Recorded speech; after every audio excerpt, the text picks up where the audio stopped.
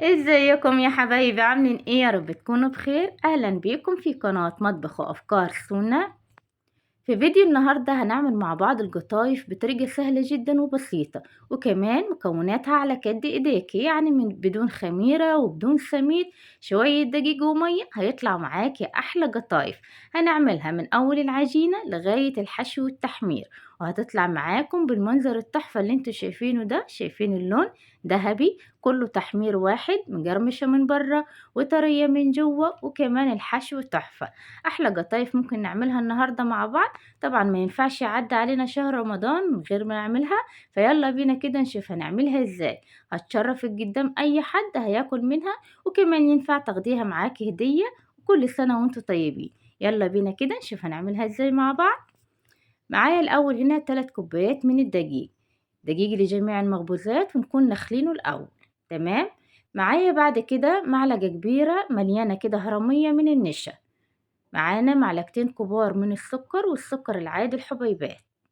معانا كده حوالي ربع معلقة صغيرة من الملح، ورقة فانيليا، ورقة بيكنج باودر، لان احنا طبعا مش حاطين خميرة فلازم نحط البيكنج باودر. ومعانا المية، مية عادية من الحنفية. لو احنا هنحط خميرة هتبقى المية دافية، لكن مية عادية عشان ما فيهاش خميرة.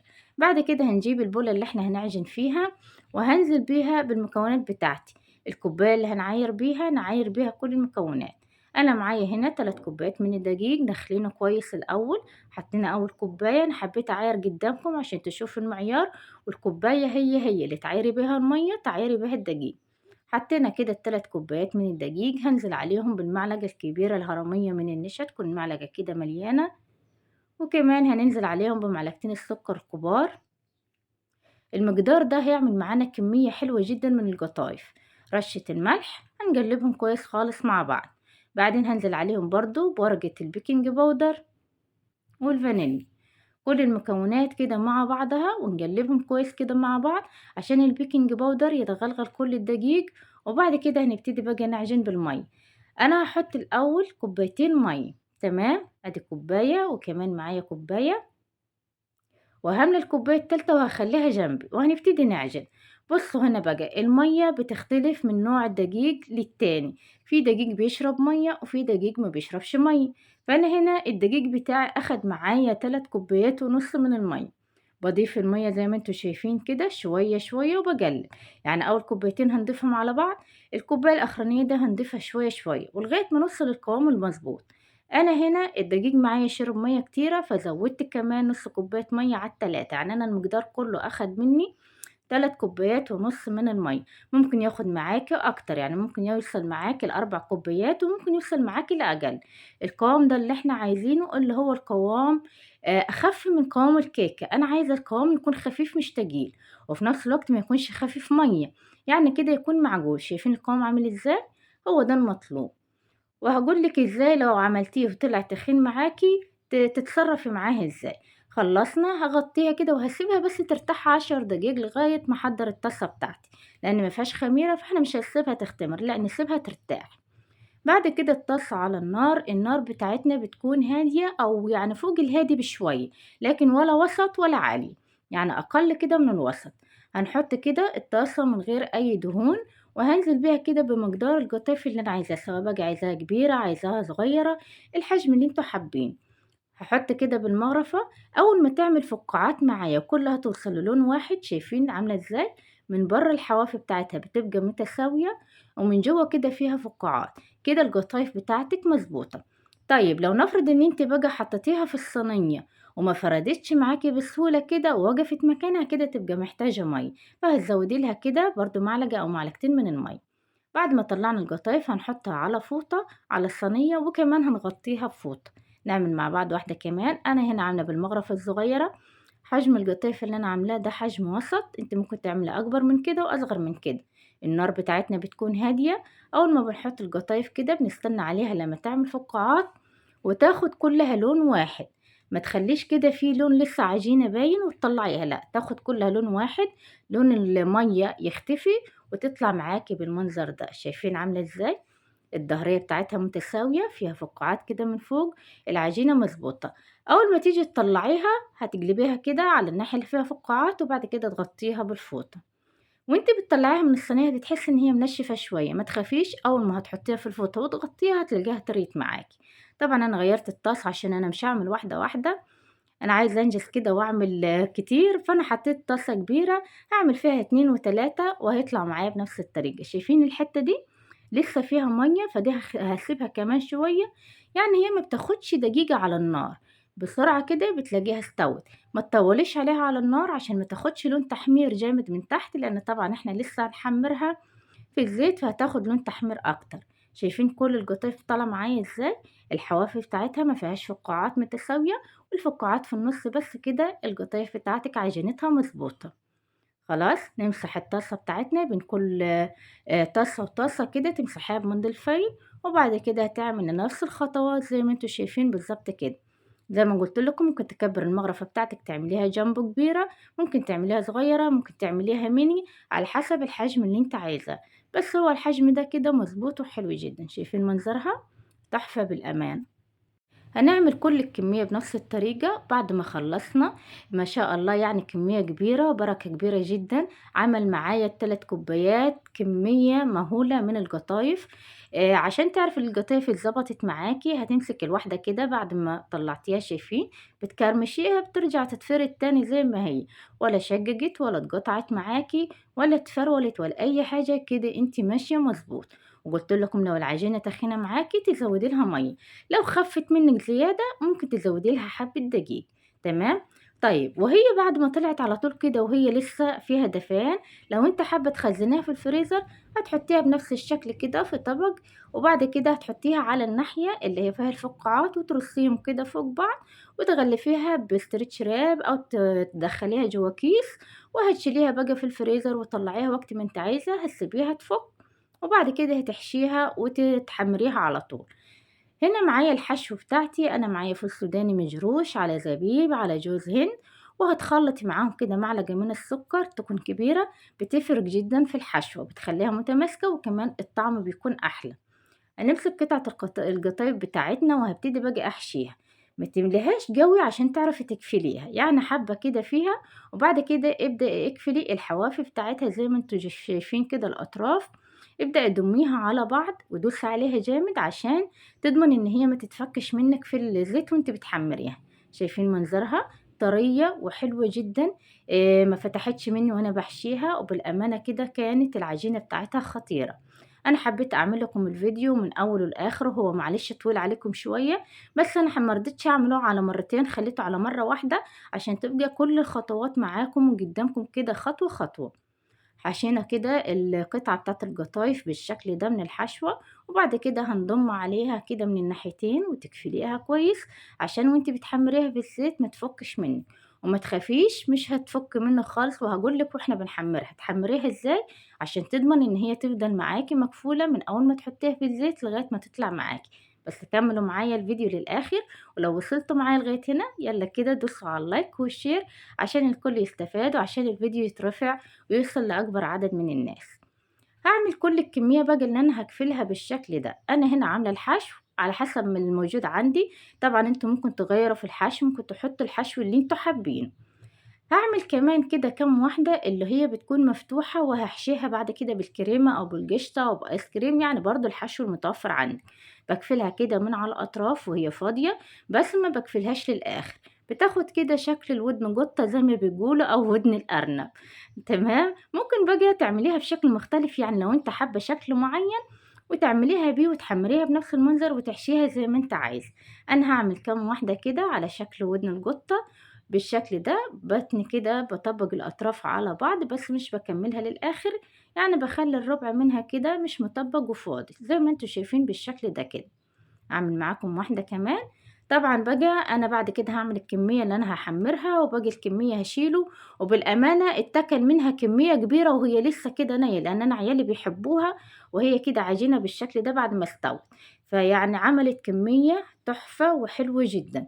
خلصت بقى الحشو اللي انا حشيته، عملت كمية محشية مكفولة، وكمان عملت كمية كده فاضية زي بالشكل ده. وادي الكمية اللي شلتها غير اللي اتاكل، يعني ال3 كوبايات هيعملوا معاكي كمية تخزني منها وتحمري منها وتهدي منها كمان.